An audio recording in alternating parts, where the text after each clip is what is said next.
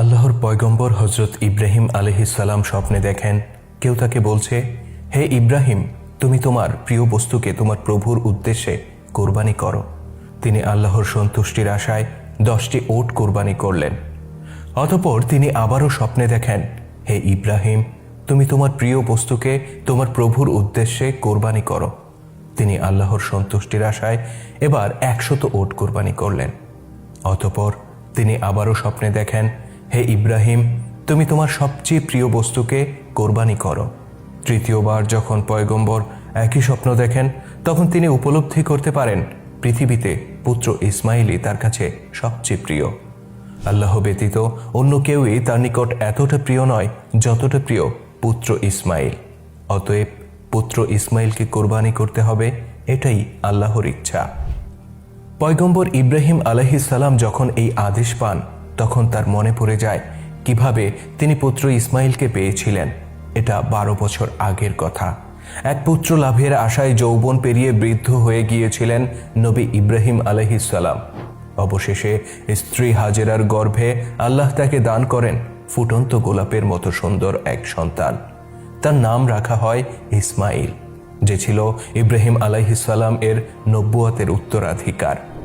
কিন্তু বৃদ্ধ পয়গম্বরের সন্তান লাভের এই সুখ বেশিকাল স্থায়ী হয় না। আল্লাহর পক্ষ থেকে আসে এক অগ্নি পরীক্ষার আদেশ। স্ত্রী আর পুত্রকে রেখে আসতে হবে নির্বাসনে। প্রভুর আদেশ পালন করতে নবী ইব্রাহিম আলাইহিস সালাম তাদেরকে রেখে আসেন মক্কার মরুময় উপত্যকায়। সেখানে না ছিল কোনো পানি, না ছিল কোনো জনমানবের চিহ্ন। হাজেরা বারবার জানতে চেয়েছিলেন, আপনি কেন আমাদেরকে এই বিরান মরুভূমিতে রেখে যাচ্ছেন? ইব্রাহিম আলাইহিস সালাম কোনো জবাব দিতে পারেন না। অতঃপর এক পর্যায়ে হাজেরা জিজ্ঞেস করেন, আপনি কি আল্লাহর আদেশে আমাদেরকে এখানে রেখে যাচ্ছেন? পয়গম্বর বলেন, হ্যাঁ, এটা তাঁরই আদেশ। হাজেরা বললেন, তাহলে নিশ্চয়ই আমরা আল্লাহর পথে সবর ধারণ করব। সেই থেকে বহুকাল স্ত্রী আর পুত্রের বিচ্ছেদ বেদনা সয়ে যাচ্ছেন ইব্রাহিম আলাইহিস সালাম। তিনি অপেক্ষায় ছিলেন কবে আল্লাহর পক্ষ থেকে নির্দেশ আসবে, যাও ইব্রাহিম, তোমার অপেক্ষার অবসান ঘটাও, স্ত্রী পুত্রের সাথে মিলিত হও। এই যখন ইব্রাহিম আলাইহিস সালাম এর হৃদয়ের অবস্থা, তখনই তিনি আদেশ পেলেন প্রিয় পুত্রকে কোরবানি করতে হবে। স্বপ্নযুগে প্রাপ্ত এই আদেশ পয়গম্বরের হৃদয়কে ক্ষণিকের জন্য ব্যথিত করে তোলে। কিন্তু পরক্ষণেই তিনি ভাবেন, যৌবন পেরিয়ে বৃদ্ধ বয়সে যে সন্তান তিনি লাভ করেছেন, সে তো মহান আল্লাহরই উপহার ছিল। সুতরাং তার আদেশ পূর্ণ করাই পয়গম্বরের কর্তব্য। অতঃপর তিনি রওনা হন মক্কার উদ্দেশ্যে, যেখানে মায়ের কাছে বেড়ে উঠেছে পুত্র ইসমাইল।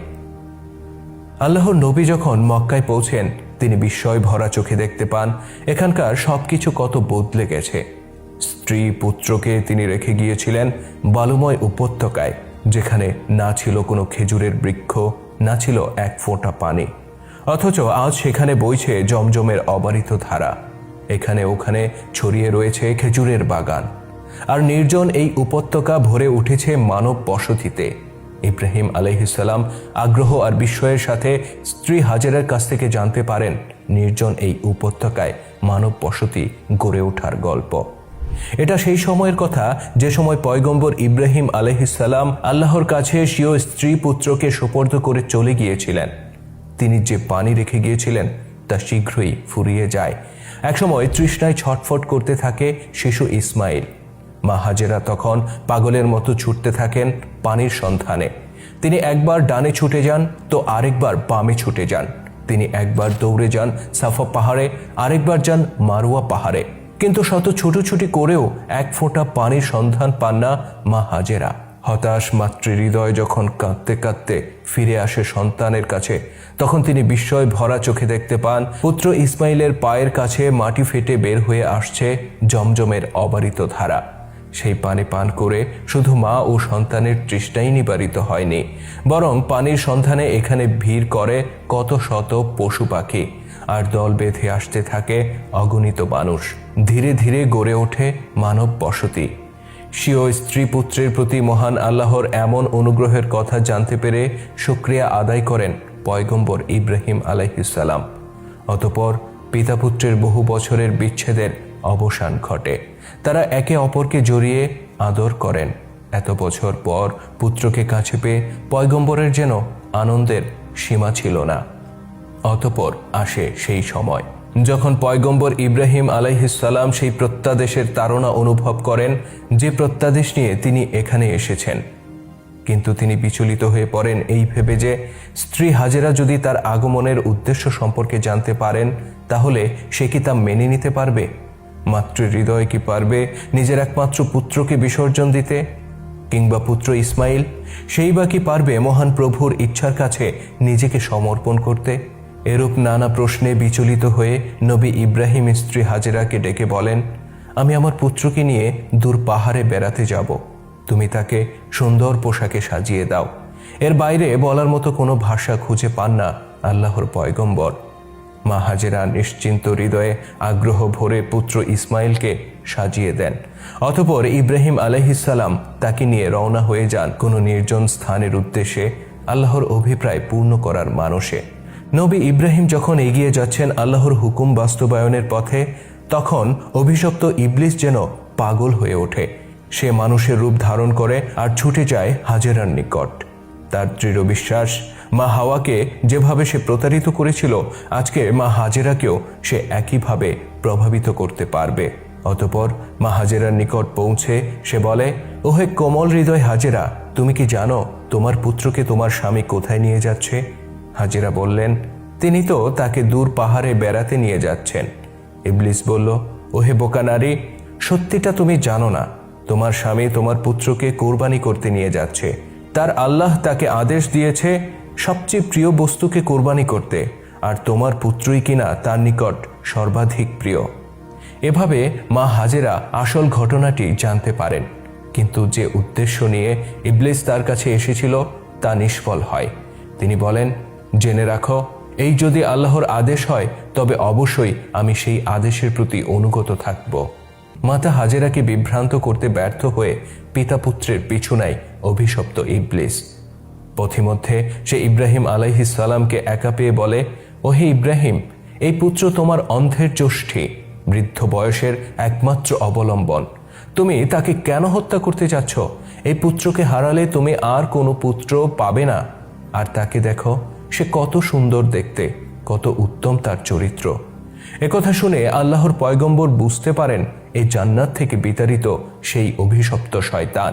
তিনি হাতে পাথর তুলে নিলেন আর তাকে উদ্দেশ্য করে 7টি পাথর ছুঁড়ে মারলেন। ইবলিস দূরে সরে গেল। অতঃপর সে আবার এলো আর আল্লাহর নবীকে প্ররোচনা দেওয়ার চেষ্টা করল। তিনি ফের হাতে পাথর তুলে নিলেন এবং 7টি পাথর ছুঁড়ে মারলেন। ইবলিস দূরে সরে গেল। অতঃপর সে আবার এলো এবং আল্লাহর নবীকে আবারও প্ররোচিত করার চেষ্টা করল। পয়গম্বর আবারও হাতে পাথর তুলে নিলেন এবং 7টি পাথর ছুঁড়ে মারলেন। ইবলিস আর পয়গম্বরের নিকট ফিরে এলো না। নিরাশ হয়ে এবার ইবলিস পুত্র ইসমাইলের কাছে গেল।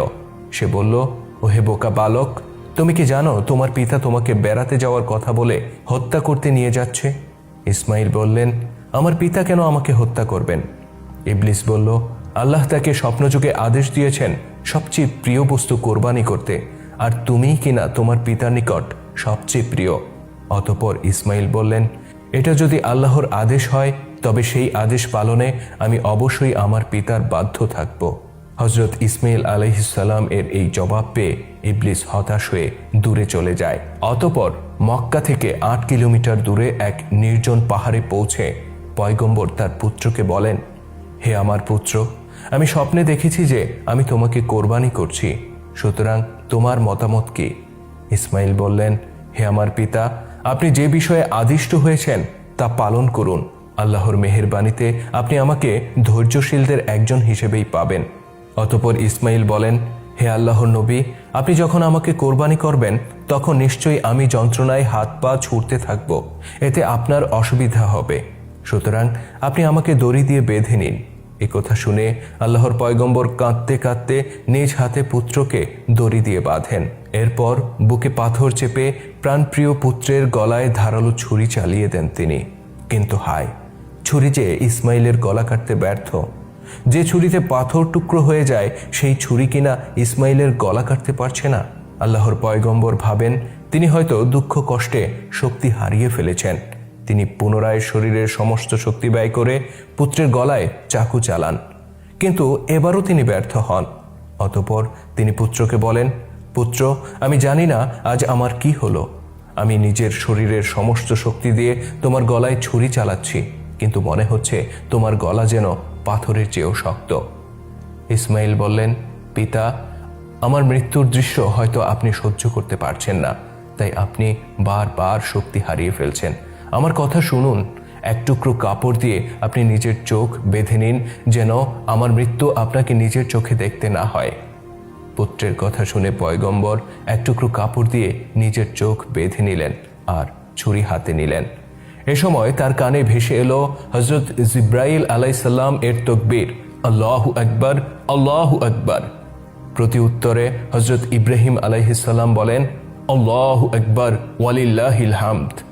আর এভাবে মহান আল্লাহ পাকের প্রতি সন্তুষ্টি ও প্রশংসা ব্যক্ত করে নিজের পুত্রের গলায় ছুরি চালিয়ে দেন জীবনভর আল্লাহর প্রতিটি আদেশের প্রতি আনুগত্যের পরাকাষ্ঠা প্রদর্শনকারী পয়গম্বর ইব্রাহিম খলিলুল্লাহ।